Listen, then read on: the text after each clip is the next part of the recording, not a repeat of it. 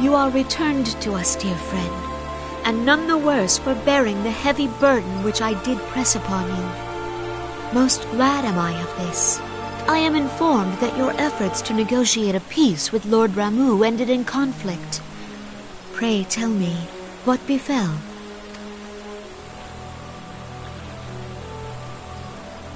Ramuh made trial of you? I fear there is truth to his claim. It is the darkness within us that attracts the darkness without.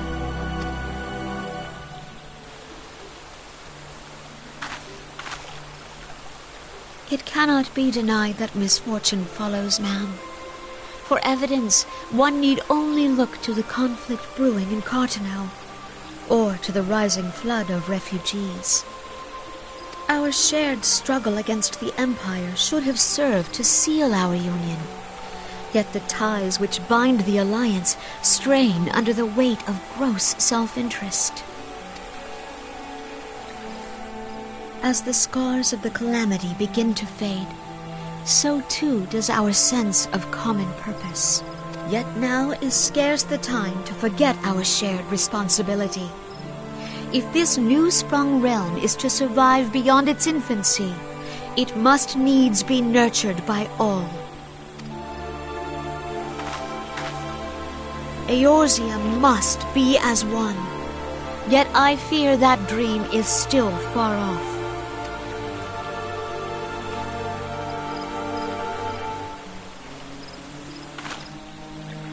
On behalf of the people of Gridania and the elementals both, I thank you for all that you and your fellow scions have done. Full oft have I been compelled to look to you for aid of late, and offered all too little in return. As leader of this nation, I shall endeavor to prove a more worthy ally to your cause henceforth.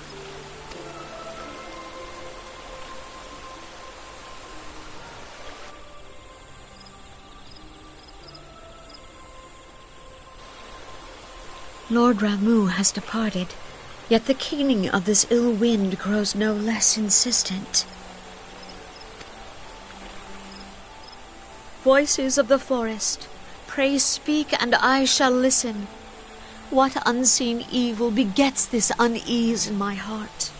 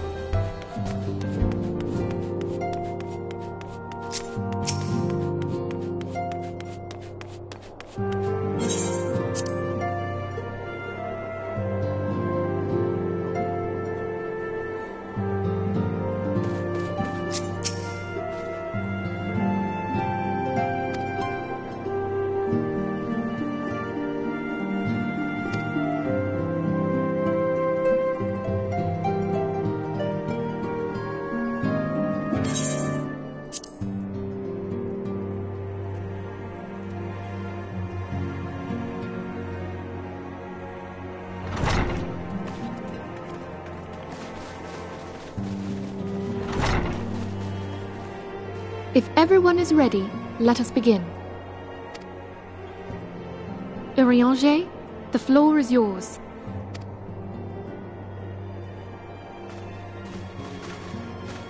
As all here assembled now know, in its final hours as our Order's headquarters, the waking sands did play host to a most unexpected visitor.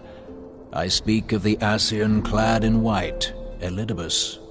Unwelcome though his presence was, his words that day did serve to confirm a truth long suspected, that the Ascians are eternal beings, to whom physical destruction is as a temporary inconvenience. In the intervening time, Eorzea and I have striven to discover a means by which the Ascians might more permanently be slain. And 'tis my belief that we have found the thread that will allow us to unravel the twisted skein of their existence. In the moments prior to Leviathan's most recent manifestation, the Sahagin elder who summoned him was observed to undergo some manner of ascension.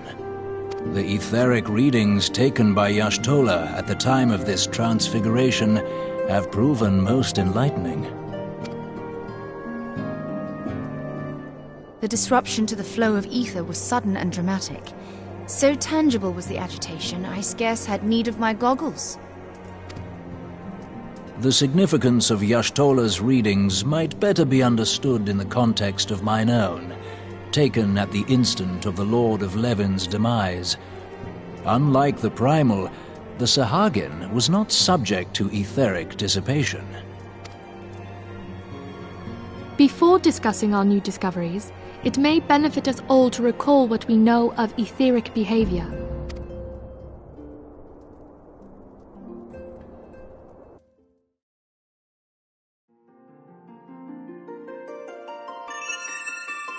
Let us begin at what some might call the end. When we who dwell in the material realm die, our spirits dissolve into the flow of ether and are returned to the ethereal realm. In turn, the restless energy which suffuses that plane streams back into our world, giving rise to new life.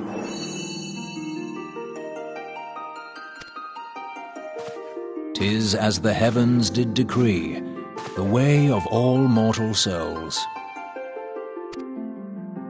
Twixt this world and the next do the ethereal currents swirl, bearing the very essence of life.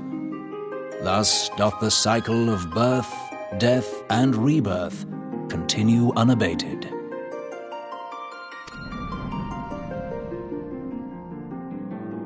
Primals behave somewhat differently.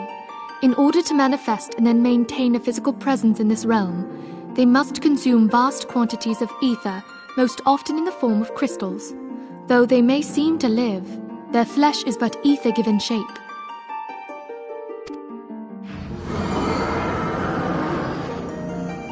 Thus, a defeated primal leaves behind no broken corpse. Rather, the essence of its form seeps back into the land whence it came, and the energy of its shattered spirit is called back to the ethereal realm.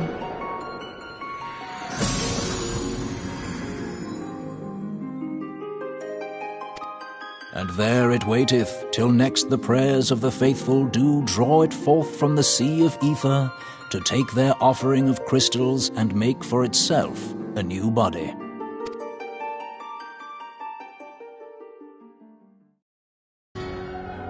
Which brings us on to the third group, the so-called immortals. They exist in a manner all their own. Quite. Even as the Sahagin elder fell to the Admiral's musket shot, I witnessed the release of an ethereal cloud, which immediately took possession of a nearby minion. A soul that dissipateth not upon the death of the flesh. The secret of life everlasting, and in the claws of a Sahagin no less. But I wonder, what would happen to one of these obstinate spirits should there be no suitable host for it to claim? If mortal death entails a return to the ethereal realm, it seems doubtful that the soul of an immortal would venture there. Nay, it merely withdraweth the distance, unto the shore of the ethereal sea, perchance, but no further.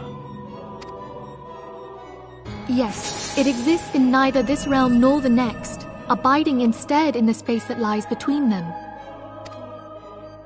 The Ascians took control of Thancred by means of a crystal of darkness, an artifact which, if our theories are correct, serves as a gateway to the place I have just described. I was hoping people had forgotten about that. I am sorry, my friend. For a mercy, the weary road of our research hath brought us unto an answer.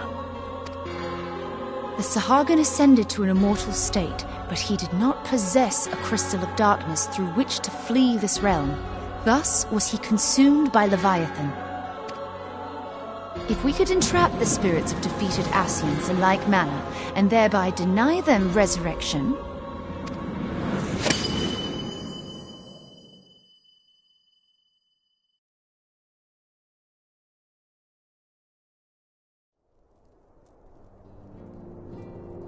Therein lieth the path to victory. Thou art most perceptive, my lady. Only when we have trapped the bodiless soul within an ethereal prison can we hope to defeat its